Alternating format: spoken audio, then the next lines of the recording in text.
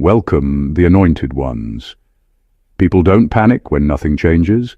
They panic when change happens too fast for their explanations to keep up. Here's the part nobody likes to admit out loud. When someone goes from zero to unstoppable in a suspiciously short amount of time, the room doesn't applaud first. It freezes. Then it whispers. Because rapid improvement doesn't just impress people, it accuses them.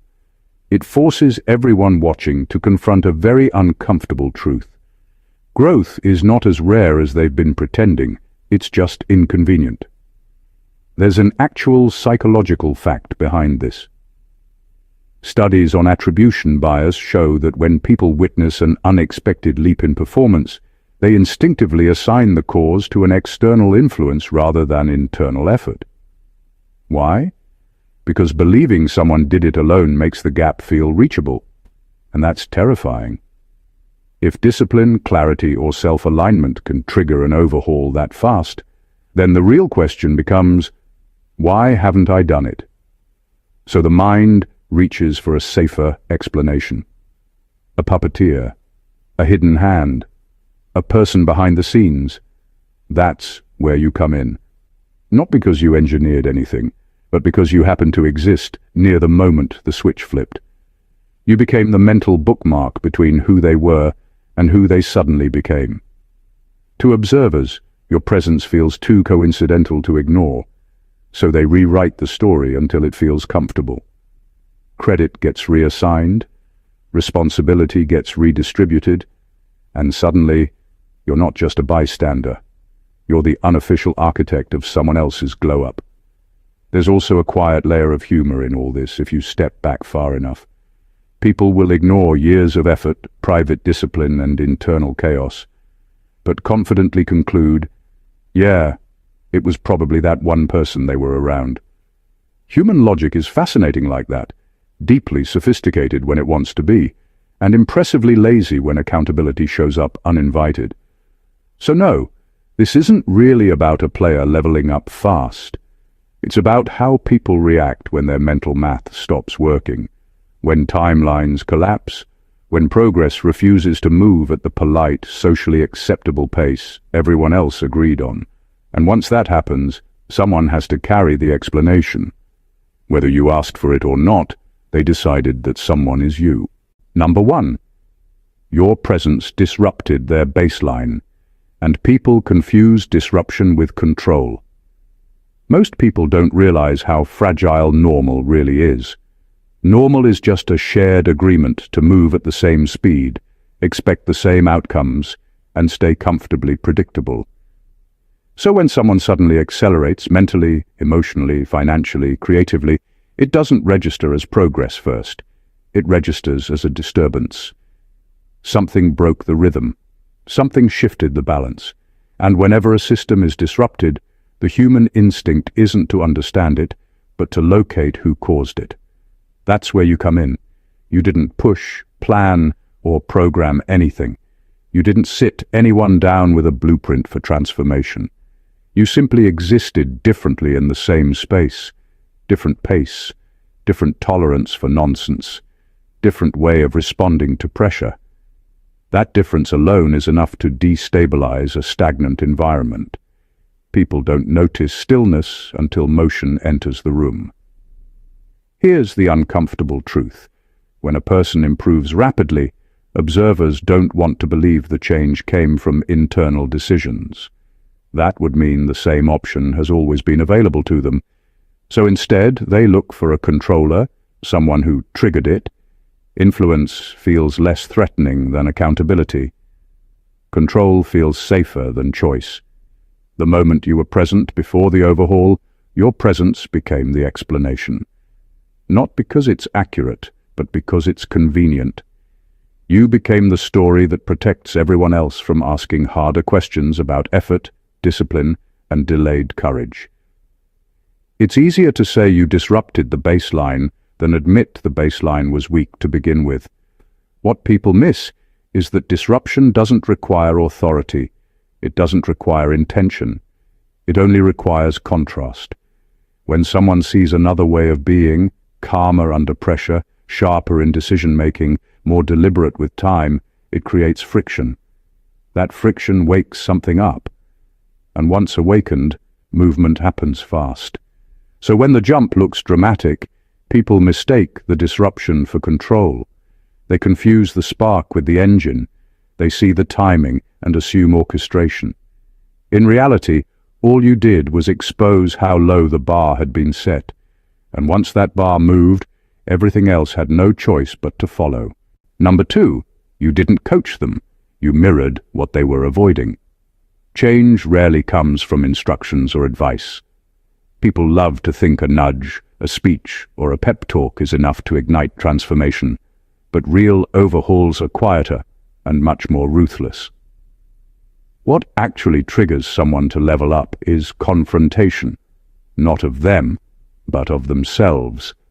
And you became that confrontation without even trying.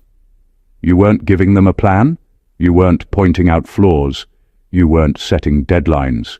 You were simply showing, through your presence, what they were avoiding facing in themselves. Humans are masters of distraction. They will busy themselves with strategy, excuses or comparisons to avoid that uncomfortable mirror.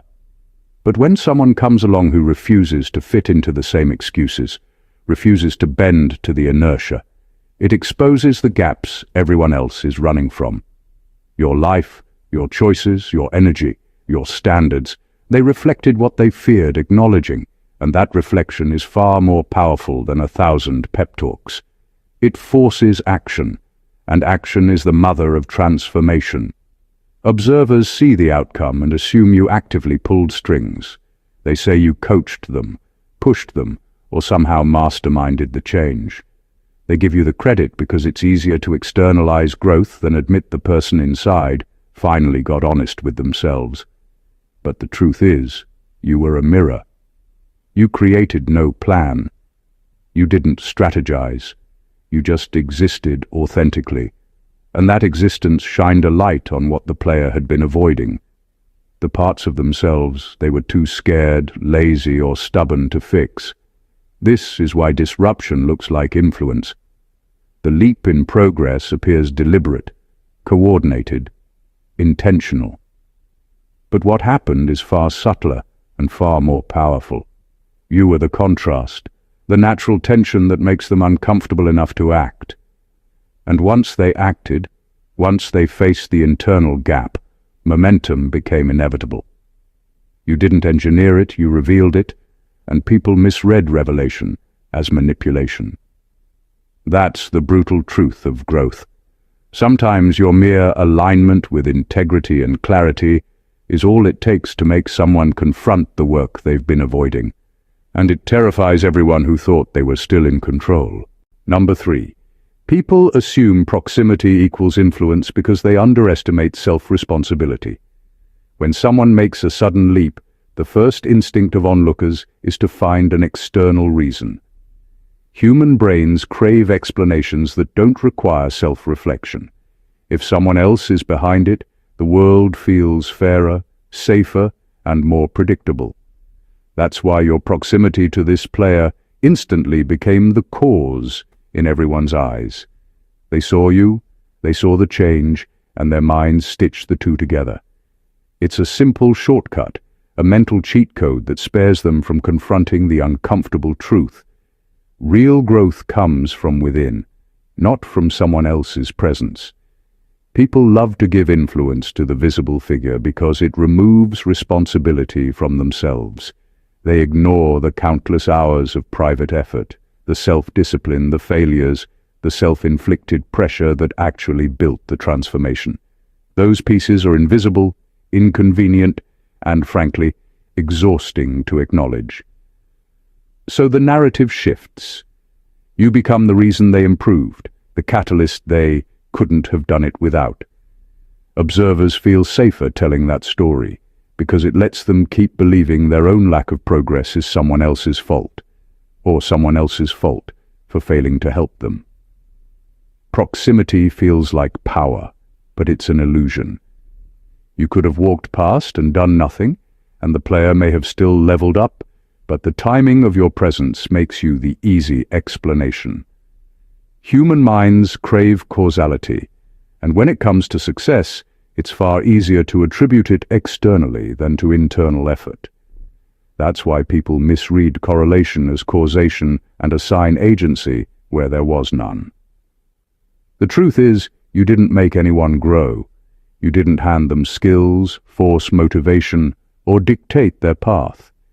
You simply existed near a person ready to take action. Your proximity highlighted the potential they were ignoring. And for anyone watching from the sidelines, it was easier to say you were in control than admit that the player owned their own transformation. That misperception is powerful because it elevates you in the story without you touching the engine of change. People will always underestimate self-responsibility because it's inconvenient to admit that growth is messy, painful, and entirely internal. Number 4. The overhaul threatens observers, so they need a story that minimizes it. When someone explodes from zero to unstoppable, it does more than impress people. It makes them uncomfortable. It threatens their assumptions, shakes the foundation of what they thought was predictable, and exposes the reality they've been avoiding. That transformation is possible for anyone willing to do the work. That threat is subtle but powerful. People don't confront it directly because that would force them to question their own choices, routines, and excuses. Instead, they build a story that minimizes the achievement, and the easiest target to blame or credit is the person closest to the change. You. The mind loves narratives that reduce uncertainty. A sudden rise makes the world feel chaotic. People crave order, and the human brain resolves chaos by assigning agency. If they can say, "Oh, it wasn't them, it was that person influencing them," then the gap suddenly makes sense. The threat vanishes. The transformation is no longer a challenge to their assumptions about effort, discipline, and timing. It becomes an external event, something manipulated from outside. You become the invisible hand, the mastermind they can point to, rather than the inconvenient reminder that growth is messy, personal, and unstoppable when the right choices are made. What's fascinating is how often this happens without any malicious intent. People don't lie to harm you, they lie to stabilize their own reality. The faster and cleaner the transformation appears, the harder it is for observers to accept that it came from within the player. Humans are wired to simplify. Complexity is uncomfortable, so you, by mere presence, become the narrative shortcut. You are the explanation that allows everyone else to breathe again.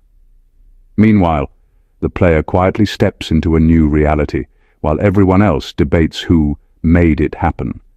That's the irony. The real work was done in silence, by the person changing. But perception doesn't reward effort, it rewards visibility. You didn't orchestrate it, but your proximity made it believable to the outside world that you did. That perception is powerful because it gives you influence without effort, simply by being a witness to transformation that the world isn't ready to understand. Number 5. You became the symbolic before and after marker in their timeline. People don't notice slow change. They barely register it when someone improves gradually over months or years. But when a person shifts dramatically in a short period, human brains instinctively search for a reference point. We need context to process transformation, and that's where you slip into the story. You didn't do the work, you didn't hand out instructions, and you didn't manipulate outcomes, but your presence created a natural bookmark. There's a clear before you and after you, and the mind seizes on that because it's easier to digest than acknowledging the messy, invisible grind that actually caused the shift. The reality is that the player's journey was internal, private, and entirely their own. Late nights, mental battles, missed attempts, and countless small decisions built the foundation for the leap. Nobody sees that. Human brains are lazy when it comes to credit. It's far simpler to attach a visible figure to the narrative than to recognize that transformation is often lonely and unglamorous. That's why your existence near the right moment becomes a mental shortcut. You're the punctuation in their story, the "and then" that allows observers to connect the dots without doing the uncomfortable work of understanding effort, strategy, and internal courage. Once people latch onto this symbolic role, perception amplifies it. Every improvement, every confident step, every visible success is subconsciously attributed to your influence. They might talk about your presence, your standards, or the energy you bring, but the real engine of change is invisible. They don't see the countless small choices the player made because they can't handle the truth.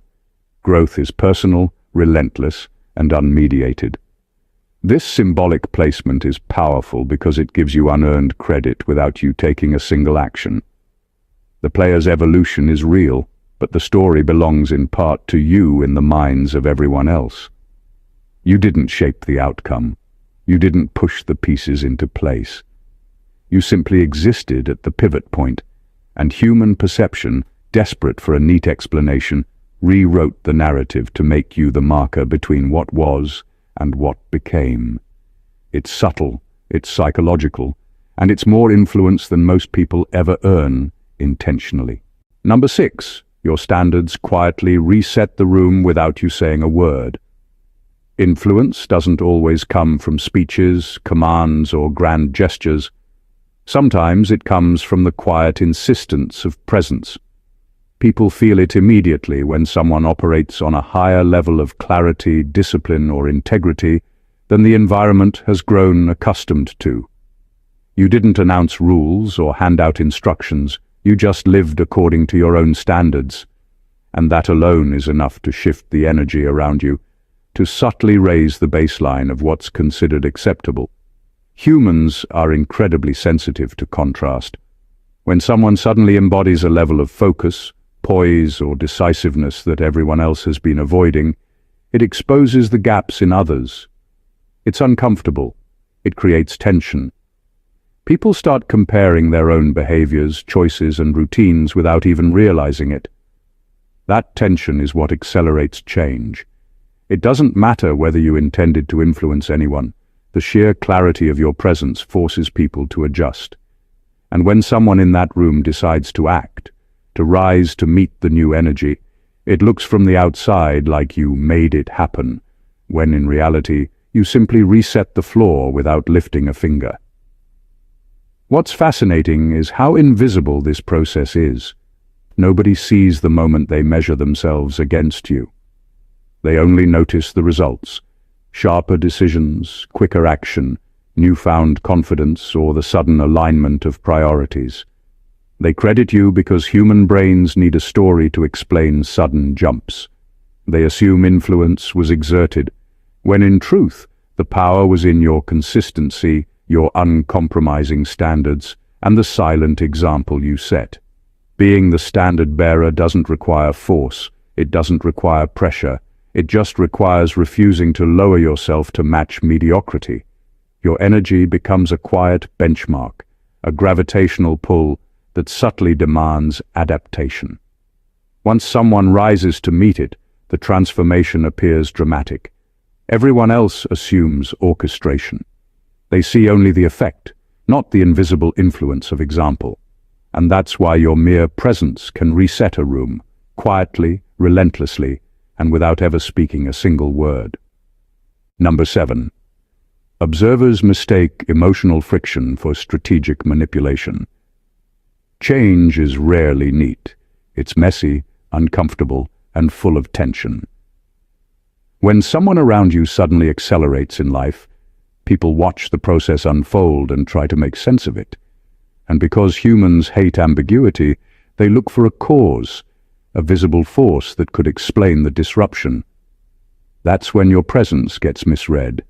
Any friction, any tension, any challenge that naturally arises is seen as a deliberate move on your part, as if you orchestrated the entire transformation like a chess master.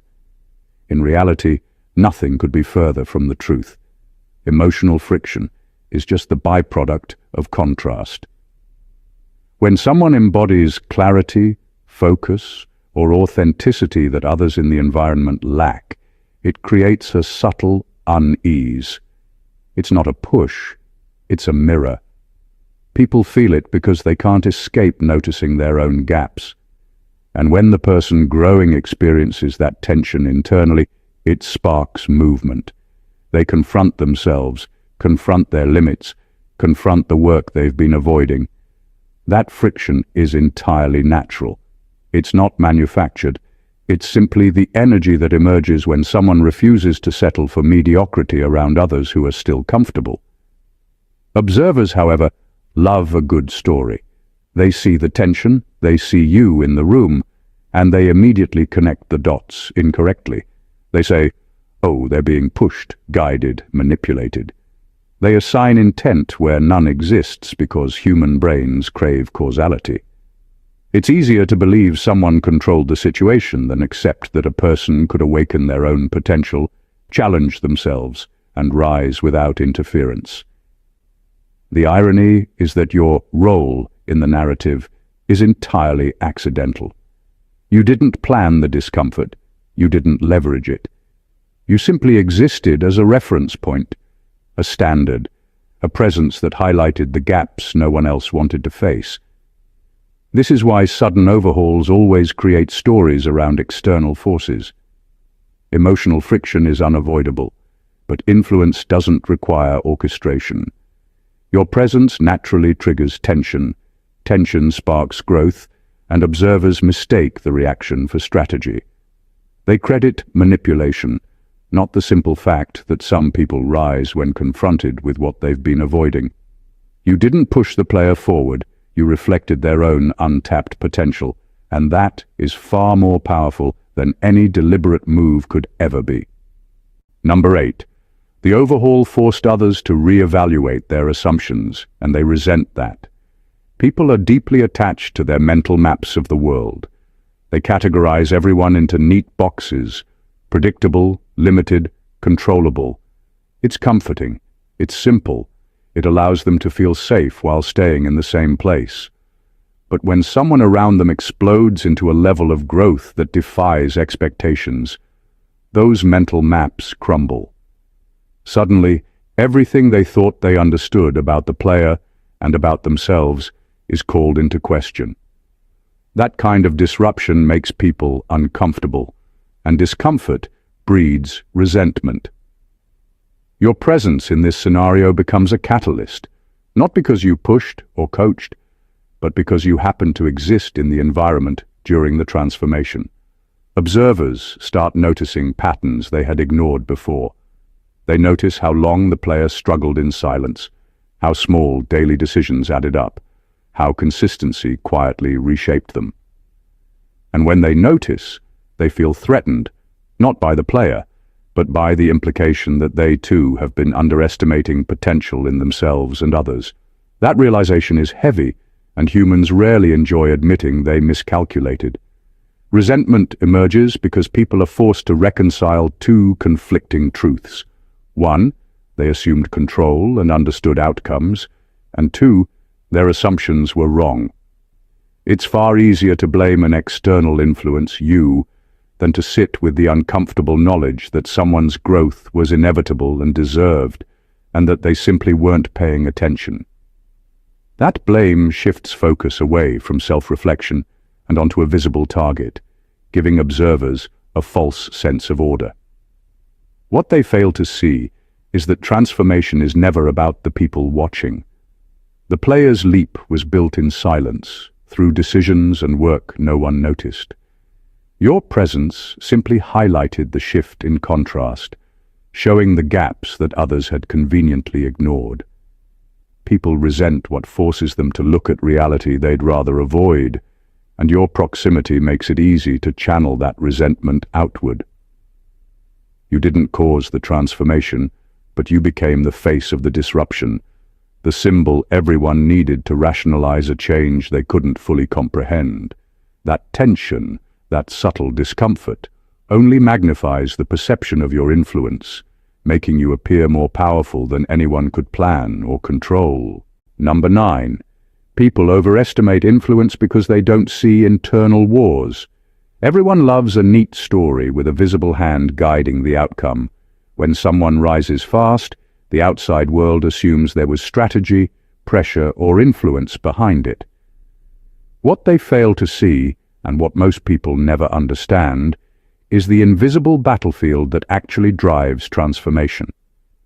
Growth doesn't happen in public. It happens in the private corners of a person's mind, in the moments when they wrestle with doubt, laziness, fear, and temptation. Those are the battles nobody observes, and because they're invisible, the world attributes the leap to whatever external presence was nearby. You. The truth is, real change is brutal and unspectacular. It's waking up while everyone else sleeps, forcing yourself to show up when no one is watching, staring down failure over and over until you can't ignore progress anymore. Every win the player achieved came from choices made in silence, tiny acts of courage repeated relentlessly. Those moments leave no trace, no applause, no visible signature. So observers instinctively look for a cause they can see. That's where you enter the narrative. You are the convenient explanation for something far messier and far more personal than anyone is prepared to admit. Humans are wired to assign agency externally because it's psychologically easier. They don't want to acknowledge the sheer amount of effort, pain, and self-discipline that actually fuels transformation. It's more comforting to say it was their environment, or that person, or some hidden influence, than to consider that people can take complete ownership of their own leap. That misperception inflates your apparent influence without any action on your part. What makes this especially fascinating is that you didn't even need to touch the process. You simply existed in proximity to someone ready to fight their internal wars, someone capable of stepping into discomfort and refusing to retreat. Your presence becomes the shorthand story that explains what others can't fully understand. And because people don't see the struggle behind the curtain, they overestimate your influence and underestimate the sheer internal effort that made the transformation inevitable. Number 10. You represent possibility, and possibility scares stagnant minds. People fear what they cannot control, and nothing is more unsettling than the clear demonstration that change is possible. When someone around them transforms rapidly, it forces observers to confront a truth they've been quietly avoiding. If growth can happen that fast for someone else, it could happen for them too. That realization is terrifying, because it doesn't just challenge their assumptions about others, it challenges their assumptions about themselves. You, by merely existing near that shift, became a symbol of possibility. You didn't instruct, push, or manipulate. You simply embodied a standard, a presence, a way of being that reminded others what's achievable, whether they like it or not. Possibility is uncomfortable because it carries responsibility. If a player can rise dramatically, then the rest of the room must either accept mediocrity or step up to meet it. That choice exposes laziness, fear, indecision, and avoidance in ways people don't want to admit. It's easier to assign your presence as the trigger for transformation than to face the fact that growth is always available, and sometimes quicker than anyone expects. You become the convenient scapegoat or the credited engine, because the alternative forces self-examination, and very few are willing to do that. What's fascinating is that you don't even need to act intentionally. Possibility is contagious simply because it exists in contrast to stagnation. Your standards, focus, or energy create a visible line in the sand. People see it and feel the gap. That gap is uncomfortable. That gap is motivating. And yet it scares them so much they misattribute it to influence, rather than to the fact that growth is always possible if someone decides to claim it. The irony is sharp. You are perceived as the cause of something that was already inevitable because of someone else's choices. You're not the force. They are. But your presence makes the leap legible, tangible, and undeniable. Possibility terrifies because it shows people the gap between where they are and what they could be, and they cannot ignore it. That tension alone explains why your existence in that moment becomes bigger in perception than the action itself. You are the living proof of what is possible, and human minds, comfortable in stagnation, fear it more than failure itself. Number 11. Credit and blame share the same psychological root. Humans have an almost reflexive need to explain outcomes, especially sudden or dramatic ones. When someone rises quickly, people immediately search for a cause. The strange part is, the cause can be framed in two completely opposite ways: credit or blame. Both stem from the same psychological instinct, to protect themselves from the uncomfortable truth that success, growth, or transformation often comes from personal responsibility, consistency, and difficult choices. People would rather assign the outcome to an external force than admit the reality. Someone simply decided to rise and refused to settle for mediocrity. That's why your presence becomes central in the story, whether they paint you as the mastermind behind success or the manipulator behind the curtain. The mind prefers stories with clear lines. Success without an explanation feels chaotic and threatening. Blame is comforting because it frames progress as a product of manipulation. Credit is comforting because it frames progress as a product of someone else's genius. Either way, your role is magnified, and observers can avoid the more difficult reflection that the player's leap was fueled by their own choices, discipline, and courage. By giving you agency in the story, they resolve cognitive dissonance without facing the messy reality of personal growth. It's fascinating because you didn't need to influence anything directly. You simply existed as a reference point, a marker of contrast, a presence that allowed their achievements to be contextualized. That contrast is all humans need to craft a story. When people see it, they assign narrative, whether it's they owed it to you or you forced it out of them. Both interpretations feel logical, both give them a sense of order, and both relieve them from the heavier truth, that growth is internal, relentless, and personal. The irony is sharp. You get amplified influence without lifting a finger. Credit and blame are two sides of the same coin, and your proximity automatically puts you in the middle. The player did the work, bore the struggle, and claimed the transformation. But the human brain demands a story. That story always finds you, inflates your presence, and convinces everyone watching that you somehow controlled what, in reality, was already inevitable. That is power without effort, and it's more absolute than most people ever realize. Number 12. The player changed pace, not personality, and that confused everyone. When someone suddenly accelerates in life, people instinctively assume a total transformation, like a personality swap or some radical reinvention. But that's rarely how real change works. True evolution is about pace, focus, and alignment, not a complete rewrite of who someone is at their core. The player didn't become someone entirely new. They simply started moving differently, thinking differently, and acting with intention they hadn't exercised before. That shift in tempo is subtle to the person experiencing it, but to outsiders, it looks like a dramatic overhaul, and humans naturally search for someone to credit or blame for it. That's where your presence gets magnified. The world struggles to understand invisible effort. No one sees the internal recalibration that makes rapid progress possible.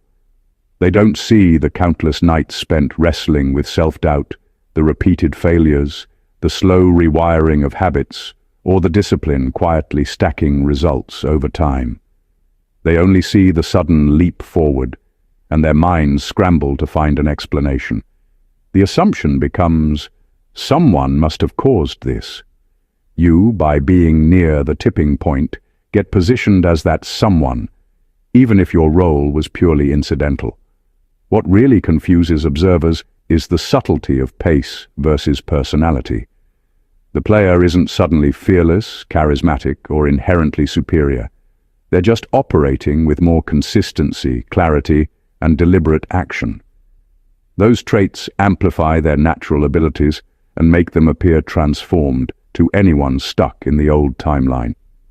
Humans, desperate for a tidy story, misinterpret that acceleration as external influence rather than internal alignment finally paying off.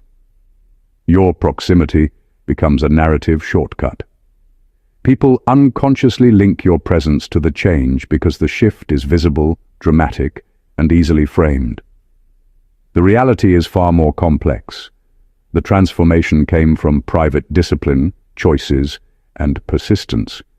But the difference between pace and personality is too subtle for the outside world to pass. They see motion, not the internal engine behind it, and they assign influence where none was required. You didn't rewrite the player. You just existed while someone finally chose to operate at their true speed, and that was enough to make the world assume you controlled the outcome. Number 13. You didn't move the pieces. You revealed the board. Transformation is rarely about being pushed, coached, or manipulated. Most breakthroughs happen quietly, in the spaces no one sees. The early mornings, the sleepless nights, the repeated failures no one talks about. What actually propels someone forward isn't someone else moving the pieces for them. It's seeing the full game clearly. And that is exactly what your presence did. You didn't orchestrate, guide, or control. You revealed the board. You existed in a way that made the invisible structure of possibility undeniable. Suddenly, what was previously hidden, the paths, the consequences, the potential, became obvious. And with that clarity, the player could make the moves themselves. The magic of revealing the board is that it shifts responsibility entirely onto the player. Once they can see the full layout, the gaps in their strategy, the doors they've been ignoring, the mistakes that have cost them, the choice to act becomes unavoidable. You didn't give them instructions. You didn't hand them a roadmap. You simply existed in a space where clarity became unavoidable, and clarity is the most powerful trigger for action. Observers, however, don't see the quiet revelation. They see results. They see someone moving differently, faster and more decisively. They see success materializing in ways that feel sudden and almost unnatural, and they need an explanation. That's when you become the perceived engine of change. Because the board was revealed, the leaps look intentional, as if you controlled each move. People credit you because the transformation is legible. They can connect the dots in a way that makes sense, even if the actual labor of progress was carried entirely by the player. What makes this especially potent is that it requires no effort on your part beyond being present and aligned. You didn't need to intervene, correct, or pressure. The very act of existing in clarity, in a space where choices are visible and obvious, is enough to catalyze change. This is why perception so often exaggerates influence. People see the outcome, they see the clarity you embody, and their brains automatically create the story of orchestration. You didn't move the pieces. You simply revealed the board, and in doing so, allowed the player to claim the transformation themselves, a truth far more profound than any external push could ever achieve. Number 14. The rumor exists because transformation is louder than truth. Truth is quiet. It unfolds in the shadows, in the private struggles no one witnesses. Every late night spent pushing limits, every self-imposed challenge, every moment of resistance against comfort, all of it builds the foundation for transformation. But none of that is visible. What the world sees is the leap, the sudden clarity, the accelerated success. And human brains, desperate for an explanation, automatically invent a story that can be told out loud. That story needs a face, a cause, a why, because raw effort and internal discipline are invisible and inconvenient to acknowledge. That's why the rumor exists, and why it points to you. Transformation is inherently loud. Results, confidence, presence, and energy scream in ways private effort never can. Observers interpret what they can measure and see, not what they can't. They connect the visible dots, assign cause, and suddenly your name is at the center of a narrative you didn't write. You didn't direct, push, or manipulate. You didn't orchestrate the growth. But when someone's evolution becomes undeniable, and the real process is hidden from view, the human brain chooses a simpler, more digestible story. Someone must be behind this. That someone becomes you. The rumor works because it makes sense in the context of human psychology. People hate chaos and unpredictability. They crave stories with agency and order. Transformation, by its nature, defies easy comprehension. It's the noise that demands attention, while the truth, the slow, private grind, is silent, uncelebrated, and invisible. So the world writes a narrative that can be discussed openly, analyzed, and shared. Your presence fits perfectly into that narrative, whether you had any involvement or not. Ironically, you benefit from the rumor without trying.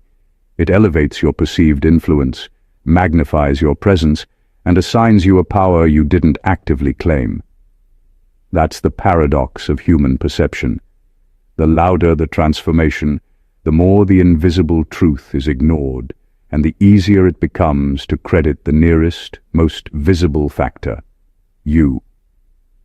Transformation doesn't need a mastermind to be real. It only needs results.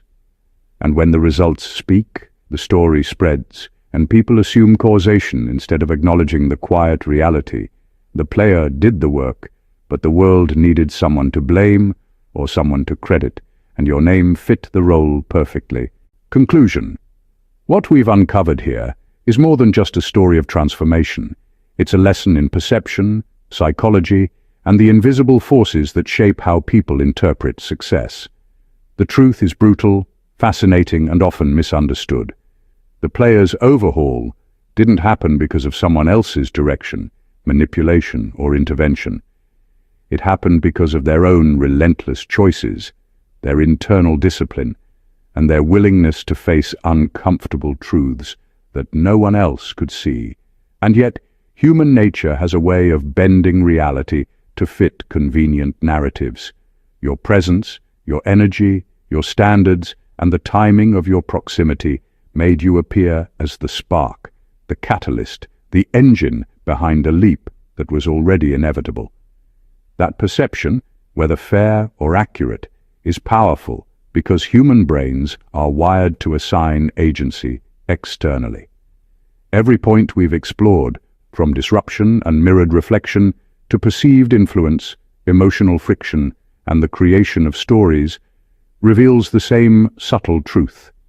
Transformation is always louder than the quiet, invisible work that drives it. Observers latch onto the visible. They assign credit or blame, and in the process, the real architects of change often remain hidden. You didn't orchestrate the transformation, but your mere existence in that space magnified its visibility, highlighted possibilities, and made the leap legible to everyone watching. The fascinating paradox is that you gain influence without having moved a single piece. Your presence became the narrative anchor, the before and after marker, the unavoidable contrast against which growth could be measured. This is the power of perception intertwined with reality. It reminds us that human achievement is messy, internal, and largely invisible. Yet the world will always need a story to digest it. You are part of that story, not because you manipulated it, but because transformation requires witnesses, and human minds crave explanation. That is the quiet, understated power you carry, to exist in a way that reveals potential, sets standards, and creates contrast, all without taking a single direct action. If this breakdown opened your eyes, gave you a deeper understanding of influence, or made you see transformation in a way you've never considered before, then don't keep it to yourself. Subscribe to the channel for more insights that go beyond the surface. Hit that like button if this resonated, leave a comment sharing your thoughts or experiences, and share this video with anyone who's ready to see the unseen forces shaping growth. The truth is out there, and it's far more powerful than anyone realizes. God bless you.